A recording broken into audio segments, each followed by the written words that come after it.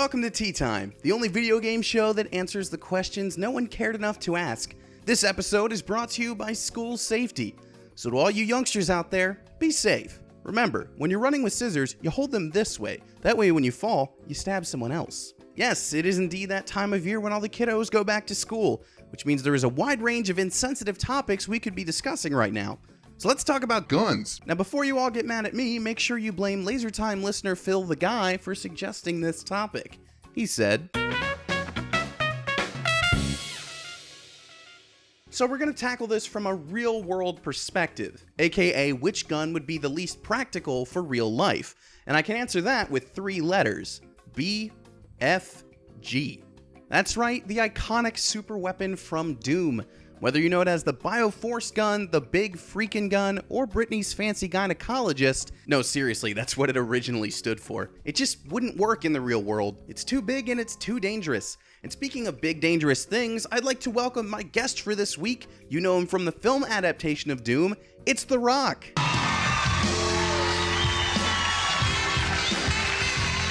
Oh man, I am so excited to have you here. Do you prefer Dwayne or The Rock? Well, I'll always be The Rock. Sounds good, Rock. Now let's talk about that BFG. Number 1, it's just too big. It was too big for the screens in the original Doom games. But since we're talking about its real-world use, let's talk about its real-world version. Because someone actually made a real-life BFG.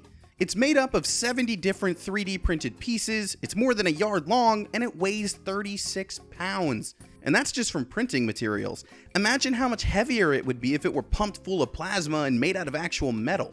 You can't possibly tell me that it would be an efficient weapon on the battlefield. Hey, did you ever try to lift the BFG in real life? How'd that go? I had injured my back. If this guy can't even handle it, there's no way your average soldier could. And even if he could lift it, it's not allowed on the battlefield. It's fairly common knowledge that chemical warfare is illegal under the Geneva Convention. That ban went into action in April 1997, just 1 month after Doom 64 came out. I'm not saying Doom 64 is responsible for the ban, but... Yeah, it was a catalyst for so many things. Right. Exactly. And a gun that fires massive bursts of plasma that eat away at living organisms, that's incredibly illegal in war. So while the BFG is iconic, and it does have a cool name... It's the coolest damn nickname on the planet. It's also the least useful in the real world. Thanks for talking through this with me, Rock. Let's give him a hand, everybody.